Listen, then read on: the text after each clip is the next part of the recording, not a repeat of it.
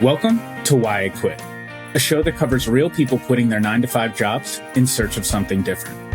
Listen to inspiring conversations where we dive deep into the stories of why people quit their jobs, what were the hardest parts, where are they now, and any advice for people following the same path.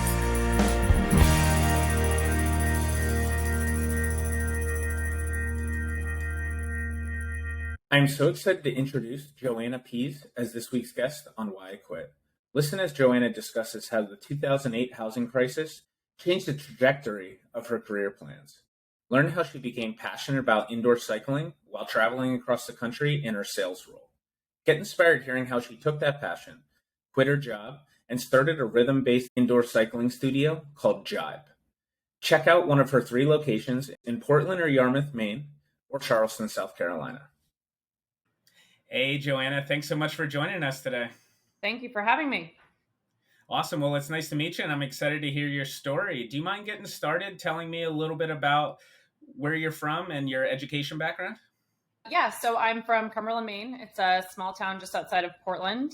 I ended up going to Trinity College, which is in Hartford, Connecticut. I was an art history major, which, at the time it was a liberal arts school. I had an idea of what I wanted to do, but not a very clear one. So history was something that interested me, and art. And so that's kind of my baseline where I got started. After graduation, tell me a little bit about, what your goal was for your first job and what that actually turned into. So I loved interior design, and my school was a small liberal arts college. So there were no interior design courses. There certainly was not a major. That's why I ended up going with art history. I did a little bit of art as well, but I really wanted to focus in on kind of color theory and things like that. So right after school, I decided to move to DC. I graduated in 2006. So I actually had a job with an interior design firm that was pretty well published right out of college, making absolutely nothing, but was kind of my dream job. And I was there until 2008 and the housing market crashed. So that really threw a wrench into what I was doing and what I wanted to do, because, all these people in Washington, D.C. that were spending money remodeling their houses were then just trying to keep their houses. Yeah, that was kind of my first, oh, shoot, I don't know if this is the safest route for me. And at that time, did you think you were going to be kind of career in that interior design field? Did you ever have any entrepreneurial aspirations, or where was your head at that time? Yes, my whole plan was, and thinking back on it now, I think it's so interesting because I was very much in the line of, I'm going to work for the woman who I was working for. She was in her late 60s. She was very much looking for someone to take over the business. So that was either my plan was to take over what she was doing or start something on my own. What I didn't realize when I first took the job, and when you're young and out of college, you have no idea about certain aspects of life. But what I didn't realize was that her business was a sinking ship. She was massively in debt. She had some clients that were still very loyal, but she had other clients that she had burned. Definitely the housing market crash was the sinking moment of that business. But I had always had the thought, like, this is my life. I'm going to do an interior design firm. I want to get published in these magazines. And, I had a very, very set path that I was going to move forward on. And talk to me a little bit about with the 2008 recession, what did that look like in terms of, your interior design role, and then kind of what that transitioned to next? So basically the role ended. It was a humbling moment for me because I was very determined to move away from home. And I did not want to be kind of under the umbrella of my parents. But when that housing market crashed, and then I had a couple other personal things happen, that I decided to move back home. So going from DC back to Portland, Maine, obviously you're going from a much bigger market to a smaller one. I felt pretty defeated that that was the move I had to make. It was always supposed to be temporary. And initially, when I moved back to Portland, I applied to every single interior design firm that I could find. And there aren't many. And a lot of them were really struggling. So the last thing that they wanted to do was take on someone who, had 2 years of experience that definitely didn't want to add to their plate. So that was where I started to look for other things. Talk to me a little bit about what that next step was, and then was that in the interior design space? And if it wasn't, what was that transition like for you? Were you excited learning new things, or did you feel like you were kind of missing out on what you wanted your career to go towards? At that point, I basically started to look for anything. I mean, again, this was the fall into winter of 2008, and the economy was just not great. So I was really just looking for anything to make a paycheck. My parents were great. They were really supportive, but they were definitely like, you need to get a job. You need to figure out a place to move. You can't be under our roof, which is great. I mean, it's, the parents pushing out of the nest.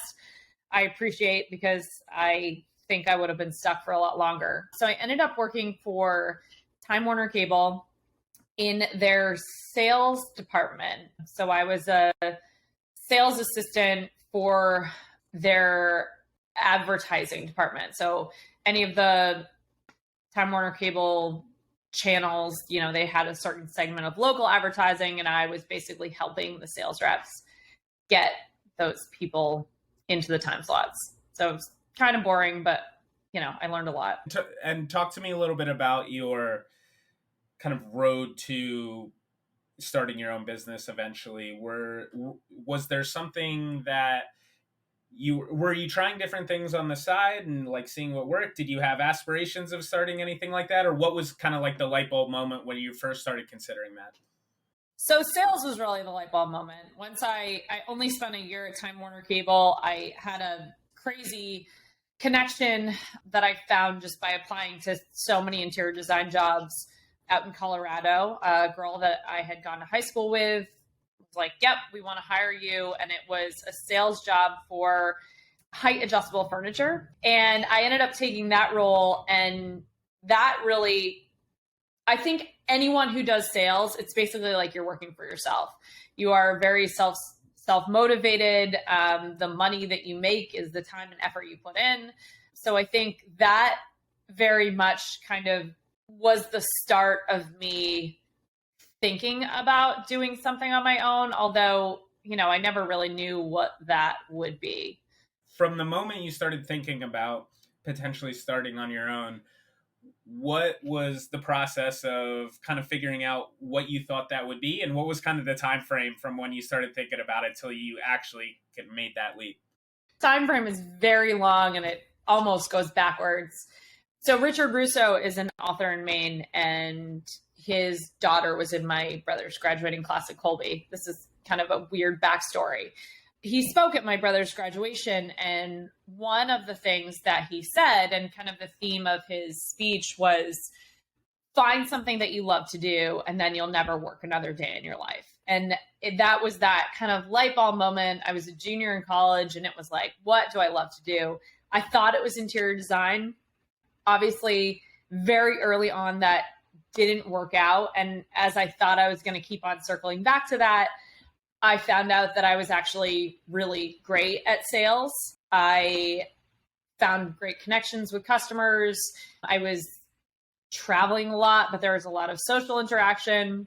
And through that all, through traveling a ton and trying to find some release, because sales is really stressful, I found indoor cycling. And that was almost the second I took my first class, I loved every single minute of it. And the more I took classes and the different studios I was able to try, because I was traveling like crazy, the more I was like, God, this is amazing. I think I want to teach. And then from teaching, it was, I want to make this much more full time.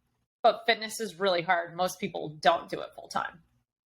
walk me through the transition between teaching part-time to getting to full-time, and what did that look like for you? I know like a lot of the listeners on this show have either recently quit or are looking to quit, and a lot of times people talk about whether or not to do a side hustle, whether or not to go full-time all in. What did that experience look like for you? It was a side hustle. I was making mid six figures in my job, and I was making $25 a class teaching spin. So it was 100% a side hustle. I had the thought of trying to work with the studio where I was teaching, maybe open a second studio for them. That didn't end up working out for me. And it was almost in that moment when that didn't work, when that door kind of closed, I said, fuck this. I have a very clear idea of what I want to do. I'm going to try to make the leap and start my own studio. But from that moment where I made the decision and then I actually quit my job was over a year. Yeah, and that's a theme that comes up very regularly of how hard it actually is to pull the trigger quitting. And so talk to me a little bit about the planning process with that. Did you have a specific budget goal in mind of a specific amount of money you wanted to save to make the leap? Or did you have you wanted to have certain things done in terms of the business side to have ready to go to make the leap? Or what did that look like for you? I had always planned to do both, to start a studio and continue to work full time. That was actually one of the stipulations of my loan, was that I continue to have a job. Yeah. And that was terrifying for me because I think once you decide to do something, when you hold back, you're never going to get that business to where you want it to be. I opened my studio. The planning process was almost a full year to open, through build out, through everything. I was still working full time, and not only working through full time, the particular sales job that I had, I was traveling about 32 weeks out of the year. So I was traveling all over North America and trying to launch this business at the same time. I was teaching at a couple different studios just to kind of like keep my toe in the water. And the nice thing about this job that had me traveling everywhere was that in the process of building out this studio, I think I hit like 60 spin studios all over the country, maybe more. I have a notebook that's probably an inch and a half thick of every single studio, where it was, when I went, everything I liked about it, what I didn't like about it. It was probably the best R&D that I could have ever asked for. In that case, I'm glad that I wasn't able to quit right away. I think if I had more funds or maybe had gotten an investor, I think maybe I would have taken the leap sooner. And I think in my case, that would have been a bad thing. I know a lot of times people talk about the process of starting a business, and there are some people who love the process and the grind and everything with it. You have an additional grind with a full-time job at the same time. Did you enjoy that process, or was it so stressful that it wasn't enjoyable at the time, or what did that look like for you? No, I loved it. I think building out a studio, and I'm building on my third right now, it's kind of a tedious, long process, and you have setbacks and things don't move as quickly as you want. So where there's a big push, maybe one week you're driving really hard, and then the next 2 weeks you're doing nothing. So having a full-time job on top of it was actually really nice, because I think that I would have driven myself crazy had I just been sitting on my hands waiting for the next thing to happen. Also, I flew a lot. And, those cross-country trips were really great sections of time where, while I should have probably been working for my other job, I was able to focus in on what I needed to do for my business. And talk to me about the moment when you actually quit. Did you have a specific date in mind, and then you were like, all right, I'm going to do it then? Or was it you woke up one day and you're like, that's it, I can't do this anymore? What did that look like? The studio had been open for, I think, 3 months. and I was exhausted. I would take these like 20-minute naps basically in the spin room to try to like recuperate. I was doing my best to juggle everything, and the studio was definitely getting more of my time, I think, but at the same point I was still traveling. So I was extremely burnt out. That was one aspect. It was almost like if I didn't quit soon, I was going to break. Someone once told me, if you don't take a break, your body will tell you when. And I was teaching, 14 classes a week.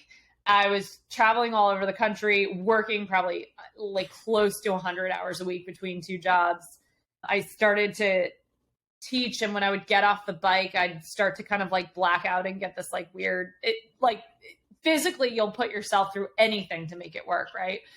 So that was one of the major things where I was like, I can't continue to do this. And again, this is 3 months in. I think I maintained this for like a good month and a half of just like my body's wrecked. And then the other thing was the studio was doing really well. So I was able to calculate, I can quit my job. The other thing that was really lucky, and I know I'm kind of going on this. The other thing that was lucky was I was a sales manager. So whereas in a lot of jobs where you are a sales rep, people don't quit because they have commission coming. In my contract, it was written out that if I left the company, not if I was fired, but if I left with enough notice, I would still continue to earn commission, which was a huge chunk. So it was almost this nice little buffer where I would lose my salary, but I was still going to get paid for the next like 6 months to a year. In fact, I'm still getting small checks here and there. But that was kind of the lead up to, oh shoot, like I have to do this. And when you actually quit, what was your confidence level? Like, obviously it sounds like the studio was doing well at that time. Were you confident that you're going to make it work no matter what? Were you super nervous about the unknown, or what did that look like? I was extremely confident that I could make it work.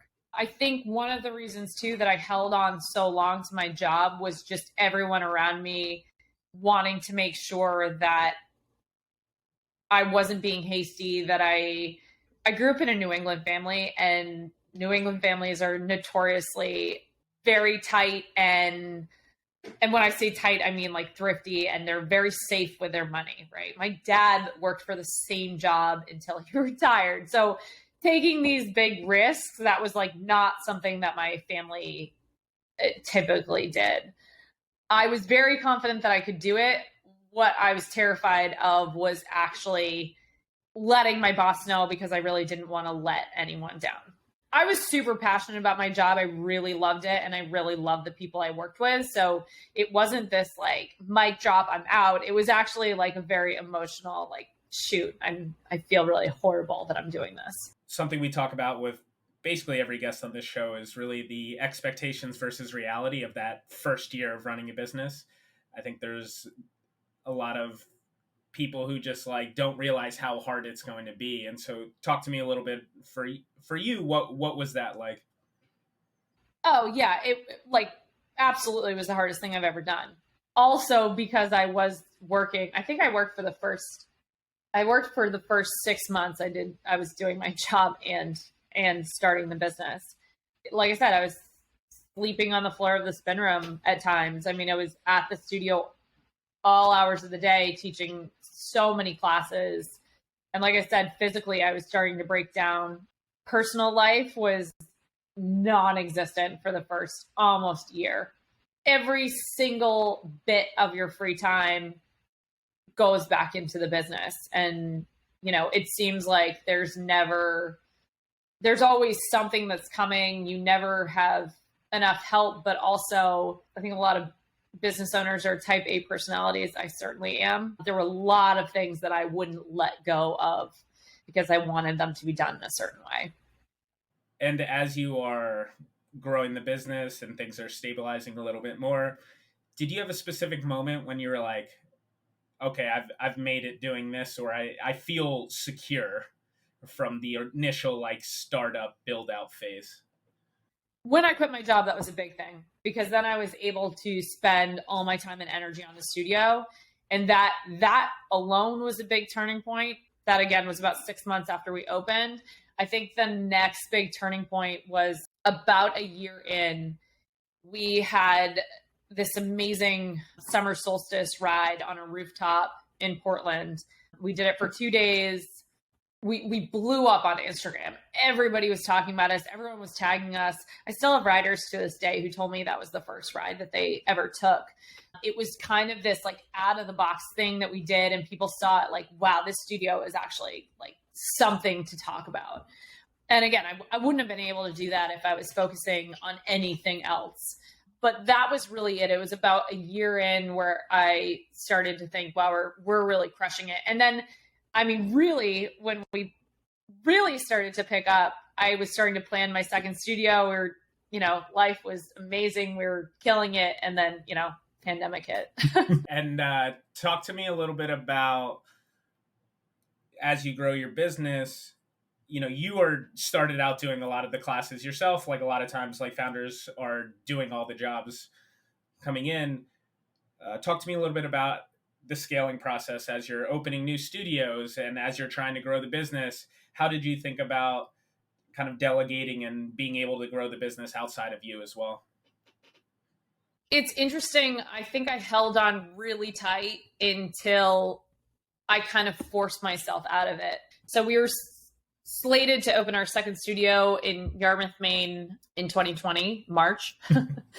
And I, at the time, had a manager and an assistant manager. And the whole thought process would be they were going to split their time between studios. I had a great instructing staff that was also going to split their time. And, I was actually going to ramp up my classes. I was going from, I think, maybe 10 to 14. I mean, I was like, however I can launch this. I think COVID really forced me into hiring more and starting to step back. The summer that we got back from COVID, we had 2 studios running and we were outdoors and we were rolling bikes in and out, which these bikes are 100 pounds each, twice a day. And I was teaching 14 classes a week. And so, yeah, I mean, that's not sustainable for anyone. But, again, you do the things that you have to do to kind of get yourself there. Because of COVID and like a lot of changes that were going on, I felt very strongly that I wanted to open a third studio kind of once we got out of the thick of it. And that was really me kind of trying to push to say, like, I need to do this as a business owner. I can't constantly be the one who's trying to run everything, do everything, teach all the classes. I need to let go and show my employees that I really trust them and that, they're doing a great job and that, they can run this and I can go off to do other things. And as you think about those changes and the new studios and the new hirings, how do you think about work-life balance in terms of, growing the business, but also having your space? I know you talked about like a lot of times of, you're working 2 full-time jobs and your body tells you like when to quit. As you've grown the business more, has that changed at all? Or are you still just as invested as the same amount of hours that you want to pour into the business? I think I've had breaks every once in a while where I've taken like a step back, but no, right now, no. I think too, it's just because of where I am. Right now I'm opening a new studio in Charleston, South Carolina. I've got the 2 studios in Maine. At one point I was flying back and forth every single week. At this point, I'm more focused on Charleston, but I have very set goals as to what I want the studio to look like as we grow. And pulling back is not really an option for me. That being said, I'm putting my time in different areas and I am trusting other people to do the things maybe, 4 or 5 years ago that I would have never let them take charge of. Something we also ask every guest on the show is really talking about like, what is a piece of advice you wish you knew before going through the process, or, was there anything as part of the process you would have done a little bit like differently, just with all the people out there that are looking to follow like similar paths? Like what is like a key piece of advice or a key thing that you kind of wish you had before jumping in? Okay, two things. One, find something that you absolutely love. Like it is your heart, your soul. You are willing to sacrifice everything for it, because if that is not the thing, it will not work. I feel very lucky every single day that I am able to do what I do. And if I was not all heart, all in, I think I would have given up many different times, because there's hard stuff. I think the other thing is, if you want it bad enough and you're all heart and all in, you are going to have to make some really big sacrifices. And whether that be your personal time, sometimes your family life, relationships, you're going to have to gear up for, if I want this to work, it is all in 100%. What I have observed is when businesses start and they're very half-assed, that's when they don't progress. And, some people want a half-assed business, and that's okay. That's certainly not me. The last question we ask everyone, what are you most excited about in terms of growing the business or just anything in general? Is there anything over the next 3 to 5 years that gets you most excited? I think the biggest thing for me is I get to take employees that have been with me from the very beginning and start to kind of climb them up the ladder. And that's always been something that I really hoped I could do, start with, they might've been an instructor, they might've been front desk, and they're going to make a career out of this. And that is really, I think your goals tend to change kind of as you progress through the years for your business. But me, especially because I'm so focused on expansion, that means that I can really take someone who started out small and grow them into a full-time career that hopefully will last. Hopefully my employees know that I value them and that we can grow together. I love it. And then for anyone out there that either lives in Charleston or up near Maine, do you want to kind of give a quick elevator pitch just about your studios and, kind of what it's all about? So we are boutique indoor cycling. We do a rhythm ride. So we ride to the beat of the music. Basically, we're dancing on the bike, 45 minutes. Our instructors are really fun. They get you hyped up. I think the other thing that's really unique about Jibe is our community is amazing. And once you enter those doors, whether it's your first time or your 10th time or your 1,000th time, you're immediately accepted in. People want to support you. People want to see you do well. And that's this community that we've really tried to foster and move from place to place. Thank you so much for your time. Congrats on all your successes so far, and best of luck with the new studio opening up. Great. Thank you. Thank you for listening. It really means a lot to us. We want to hear from you as we keep growing. Please reach out on whyquit.co if you have any feedback or potential guests. A special thanks to Chris Dole for the music. Please check out his newest album, Here's to You, on Spotify. Thank you, and we will be back next week with another episode.